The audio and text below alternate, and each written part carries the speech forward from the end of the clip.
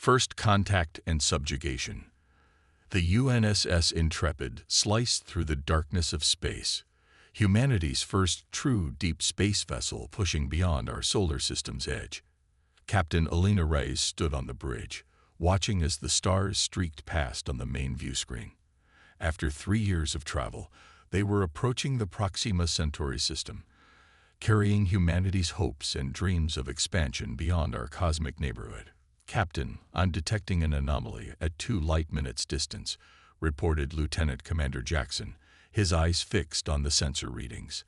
"Energy signature unlike anything in our database." Reyes leaned forward. "Natural phenomenon. Negative. The pattern is too regular." "It's..." Jackson's words died as the ship suddenly shuddered, emergency alerts blaring throughout the vessel. "Report," Reyes shouted, gripping her command chair as the Intrepid lurched violently. "Unknown gravitational distortion. We're being pulled off course," the helmsman replied, fingers flying across his controls. "Engines at maximum reverse thrust, but we're still being drawn in." The view screen filled with a swirling vortex of energy, and within moments, the Intrepid was engulfed. When the ship emerged, they found themselves in an unfamiliar star system, facing something impossible. A vessel that dwarfed their own by orders of magnitude hung in space before them. 20 kilometers of gleaming metallic hull shaped like a massive arrowhead, pulsing with strange energy signatures along geometric patterns etched into its surface. "Open communications," Reyes ordered, her voice steady despite the racing of her heart. "All frequencies, first contact protocols." Before her communications officer could comply, the ship's systems activated without authorization. The view screen shifted to reveal a humanoid figure with iridescent scaled skin, multiple sets of eyes, and a mouth filled with needle-like teeth. "Biological anomaly detected," the alien stated, its voice unnaturally modulated as it was translated through the Intrepid systems. "Primitive technological development. Initiating assessment protocols." The Intrepid's engines died instantly. Every system except life support shut down, leaving them drifting helplessly as smaller craft detached from the massive vessel, approaching with predatory precision. "All personnel, prepare for potential hostile boarding," Reyes announced shipwide, drawing her sidearm. "This is not a drill." The aliens didn't bother with airlocks. They simply phased through the hull, their technology making solid matter permeable to their forms. The first security team that confronted them fired standard-issue pulse rifles. The shots merely dispersed harmlessly against some kind of energy field surrounding the invaders. On the security feeds, Reyes watched in horror as her crew was systematically subdued, not killed, but rendered unconscious with precise applications of some kind of energy weapon. The aliens moved through the Intrepid methodically, their 2-meter frames navigating human corridors with fluid grace. Within minutes, they'd reached the bridge. The doors slid open as if the security lockdown meant nothing, and 3 aliens entered.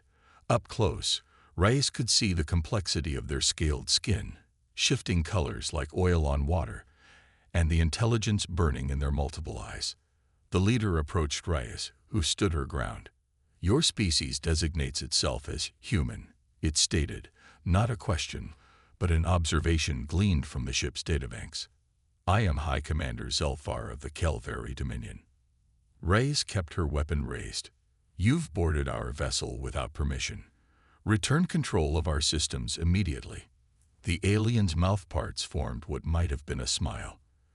With frightening speed, it snatched the weapon from her hand and crushed it between its fingers, the reinforced metal crumpling like paper. "Such primitive tools," Zelfar said, "for such fragile beings."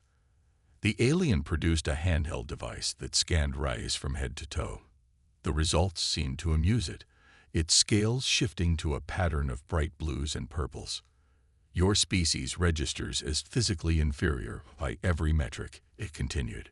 "Minimal muscle density, fragile skeletal structure, limited sensory capacity, abbreviated lifespan." It leaned closer, its breath carrying the scent of ozone. "A biological footnote awaiting proper categorization." Reyes felt herself lifted effortlessly by the front of her uniform. Your planet has been evaluated and found suitable for integration into the Dominion. Your species will serve according to its limited capabilities. The journey back to Earth was spent in isolated captivity. Through careful observation, Reyes pieced together fragments of information. The Kelveri had conquered dozens of star systems, following the same protocol: identify, evaluate, subjugate, or exterminate. When they reached Earth orbit, the Kelveri broadcast their message globally, using Reyes as a visual example of human insignificance next to their physical superiority. High Commander Zelfar addressed humanity. Your species has been assessed and categorized as Class 4 servitors. Resistance is illogical given your biological limitations. You will surrender all military assets and prepare for integration into the Dominion hierarchy. Monitoring vessels deployed around the planet, neutralizing any spacecraft attempting to leave atmosphere.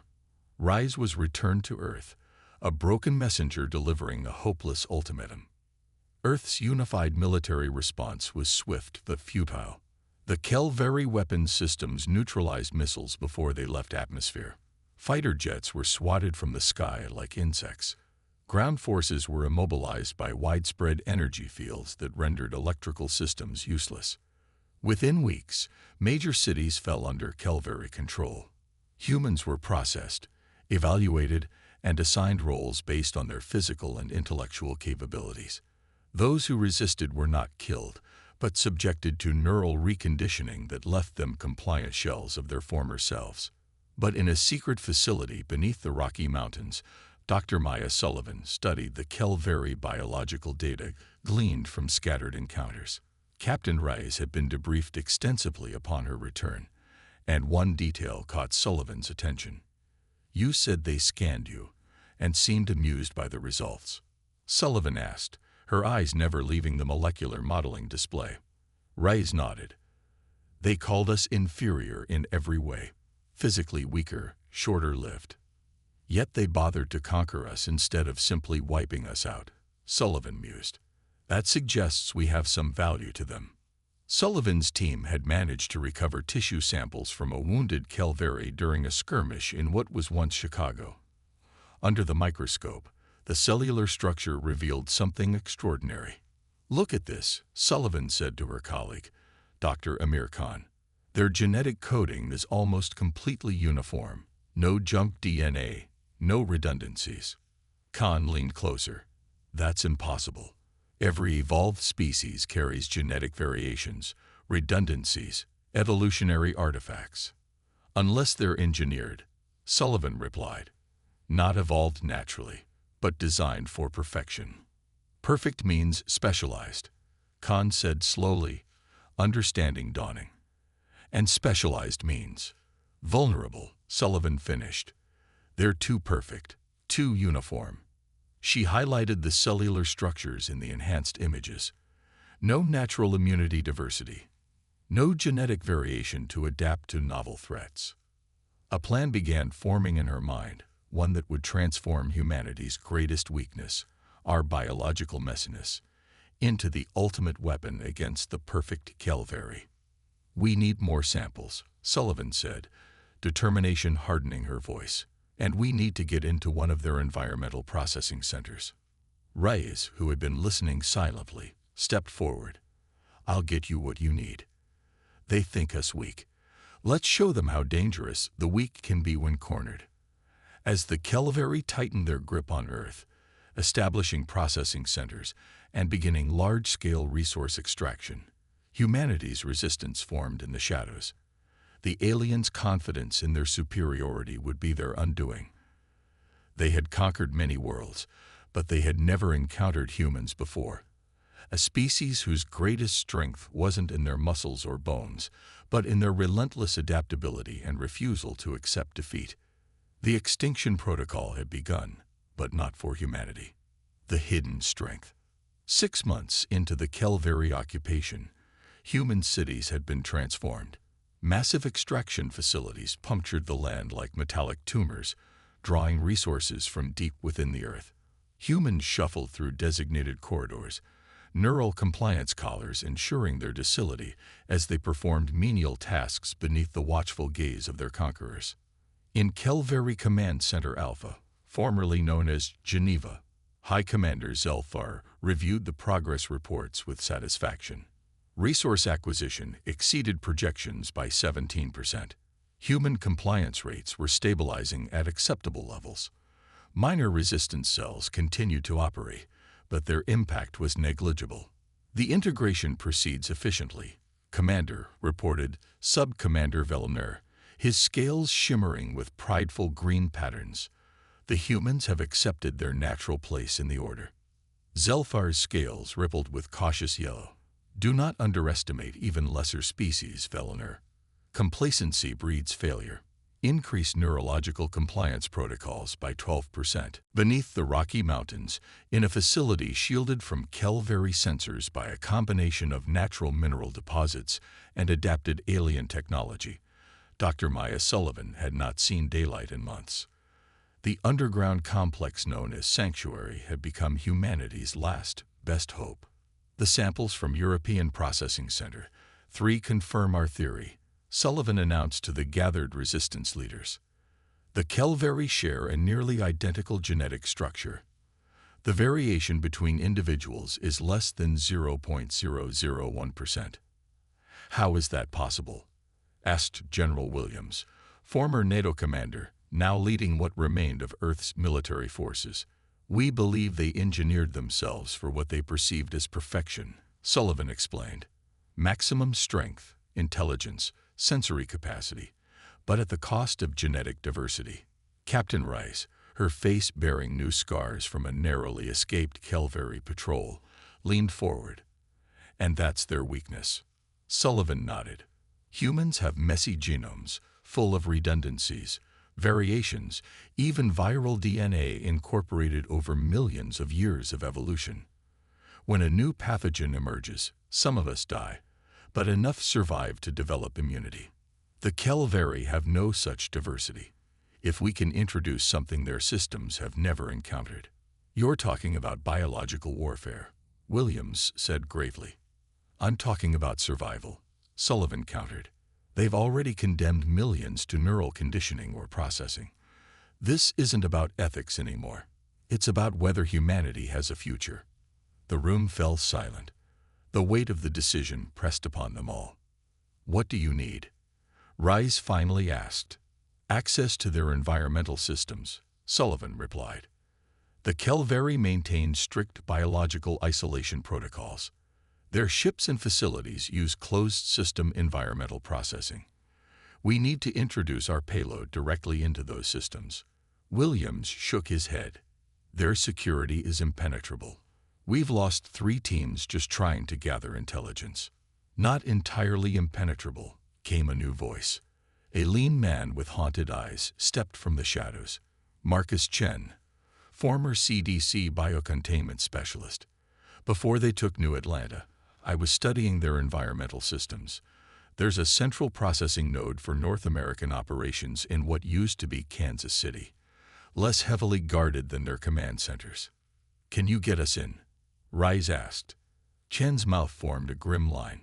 Maybe, but we'll need a diversion. Something big enough to draw their attention elsewhere. I think I can help with that, said a woman in the back of the room. Commander Sophia Diaz, one of the few surviving naval officers, stepped forward. We've been hiding something from the Kelveri. The Ohio-class submarine Nebraska has remained undetected in the deep Pacific. Nuclear-armed and operational. Williams' eyes widened. You're suggesting we launch a nuclear strike. The casualties would be acceptable if it means saving our species, Diaz finished. But I'm not suggesting we target populated areas. The Nebraska can hit their major processing facility in the Marianas Trench. The underwater detonation would create minimal fallout, but maximum disruption to their Pacific operations. The plan formed quickly after that. A nuclear strike on the Marianas facility would draw Kelveri forces to the Pacific. Meanwhile, a small team would infiltrate the Kansas City Environmental Processing Center to introduce Sullivan's biological agent into their systems. In her laboratory, Sullivan worked tirelessly with her team. The weapon they developed wasn't a traditional pathogen. It was a synthetic prion, a misfolded protein that would trigger cascading failures in the Kelvary nervous system. Unlike bacteria or viruses, it couldn't be detected by conventional biofilters.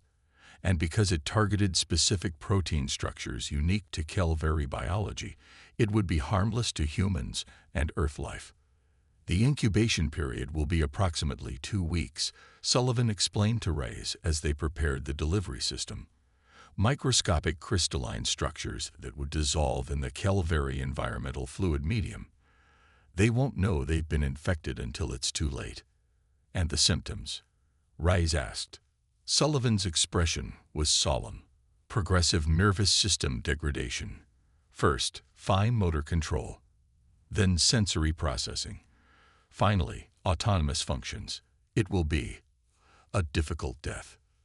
No worse than what they've done to millions of humans, Reyes replied, though her voice held no satisfaction. The day of Operation Extinction dawned clear and cold. The submarine Nebraska had moved into position in the Marianas Trench.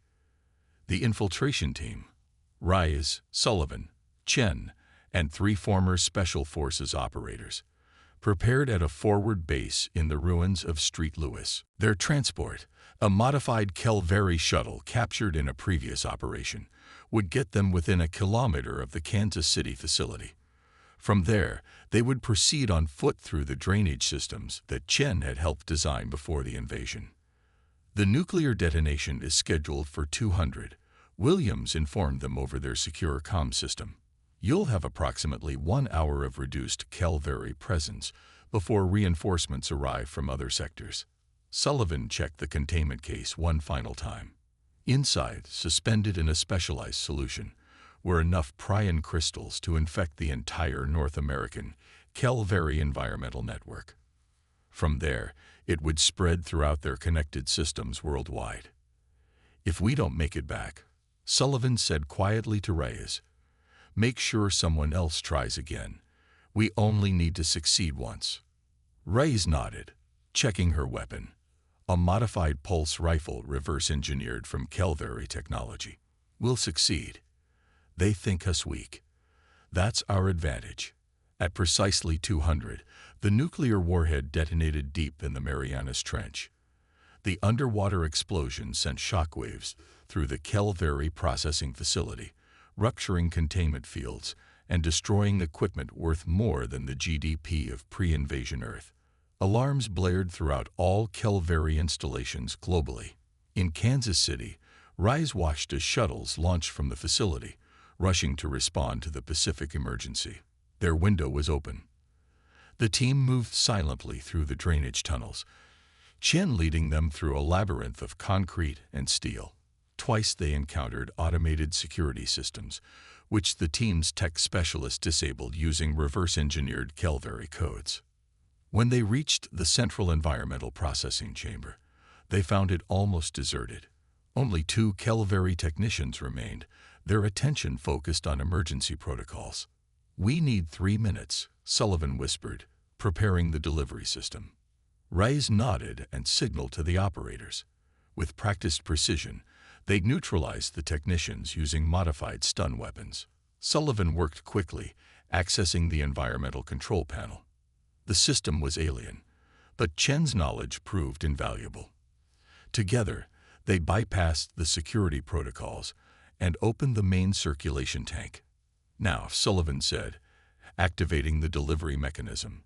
The crystalline structures dispersed into the swirling fluid, invisible to the naked eye, but carrying humanity's vengeance in their molecular structure. An alarm sounded. Security breach in environmental sector, announced an automated voice in the Kelvary language. Containment protocols initiating. Time to go, Reyes ordered. They retreated through the drainage system as Kelvary security forces flooded the facility.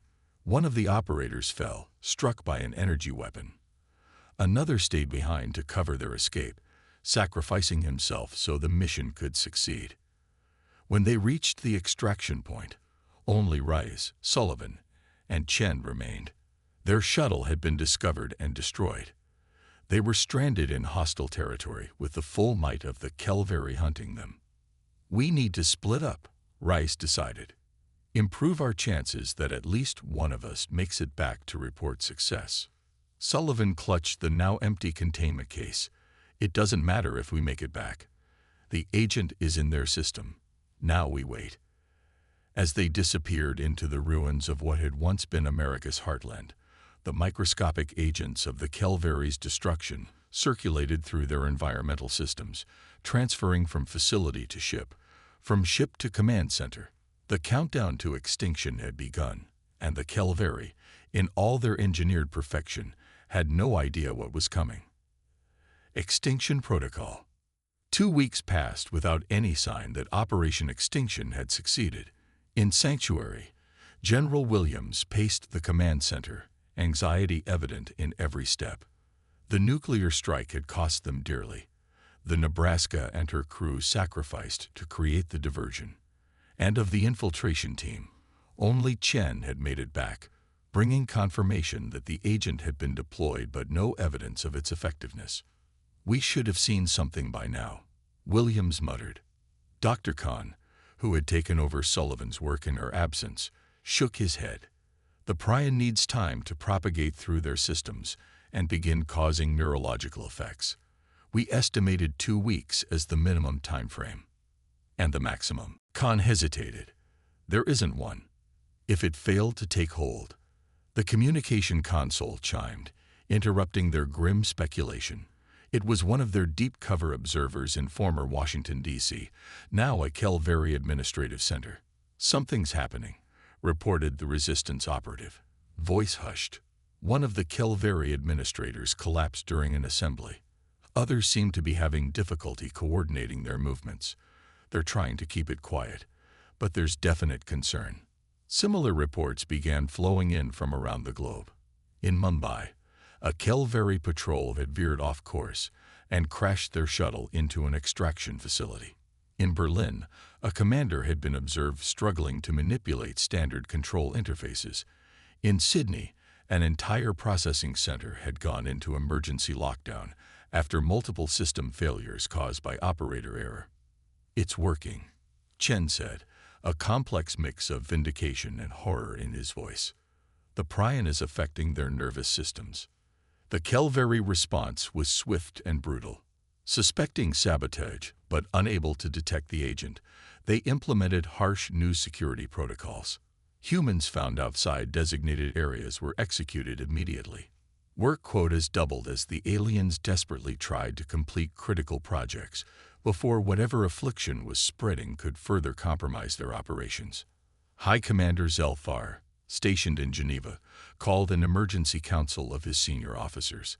His normally fluid movements had become subtly jerky, his scales muted in coloration. "Status report," he demanded. Sub-Commander Velnir's scales flickered with distress patterns. 17% of our forces are showing symptoms of an unknown neurological condition.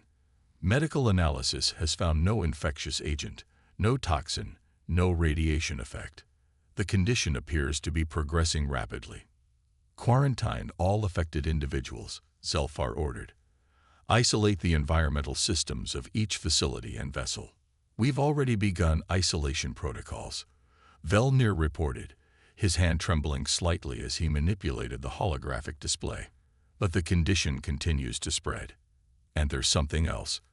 A message was intercepted, sent from a human resistance cell. "They claim responsibility. They say they've introduced a synthetic prion, targeted specifically to Kelveri neurobiology." Zelfar's multiple eyes narrowed. "Impossible. Their technology is primitive. They couldn't possibly engineer something so sophisticated." "The evidence suggests otherwise," Velnir said, his voice trained. "Our medical division has now identified a previously unknown protein structure in the cerebral fluid of affected individuals. It's consistent with prion pathology." "Find the humans responsible," Zelfar hissed. "Extract the cure from them." But there was no cure. Sullivan had designed the prion to be irreversible once the cascading misfolding began, And by the time the Kelveri understood what was happening to them, it was already too late. 1 month after Operation Extinction, the Kelveri occupation began to crumble. Shuttles fell from the sky as pilots lost fine motor control. Security systems failed as operators could no longer perform basic functions. In some facilities, the aliens turned on each other, paranoia and aggression being side effects of the advancing neural degeneration. At Sanctuary, Rise had finally returned, having survived weeks in hiding after the Kansas City mission. She watched the satellite imagery with a mixture of vindication and solemnity as Kelveri ships attempted to flee Earth's orbit, many colliding or veering off course, their navigation systems compromised by incapacitated crews. They're trying to escape back to their homeworld, Williams observed. It won't help them, Khan said quietly. The Prion is in their systems now. Any ship that reaches their homeworld will only spread the agent further. In Geneva, High Commander Zelfar faced the final stages of the condition.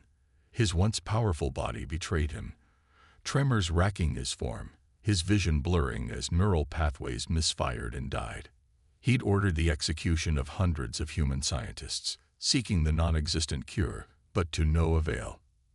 With failing limbs, he activated the communication system one last time, sending a message to the Kelveri homeworld.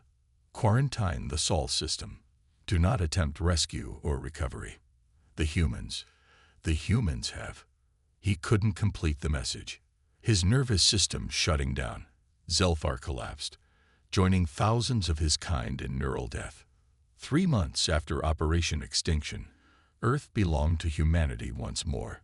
The Kelveri who hadn't succumbed to the Prion had fled, abandoning equipment, ships, and technology in their desperate escape. Not a single alien remained alive on the planet's surface or in its orbit. The cost had been staggering. Nearly 1 billion humans had died during the occupation, either worked to death in extraction facilities or subjected to neural reconditioning that left them unable to survive without constant care. Cities lay in ruins, ecosystems damaged by alien mining operations, the planet's resources depleted by Kelveri greed. In the rebuilt Geneva headquarters, now serving as Earth's unified command center, Captain Rice stood beside Dr. Khan, watching as recovery teams salvaged Kelveri technology. "Do you think they'll come back?" Khan asked. "Once they realize the extent of what happened here, they might seek vengeance." "They might," Rice acknowledged. "But we'll be ready. We're learning from their technology, adapting it, improving it. And more importantly, we know their weakness now. They engineered themselves for perfection and lost the messy adaptability that makes life survive." Dr. Sullivan understood that, Khan said quietly. "She believed our greatest strength wasn't in our bodies or our technology, but in our diversity, our imperfection." Sullivan hadn't lived to see their victory. Captured by Kelveri forces after the Kansas City mission, she had taken her own life rather than risk revealing details of the operation under torture. Her sacrifice, along with so many others, had saved their species. 1 year after liberation, humanity had recovered enough to establish a permanent defense system.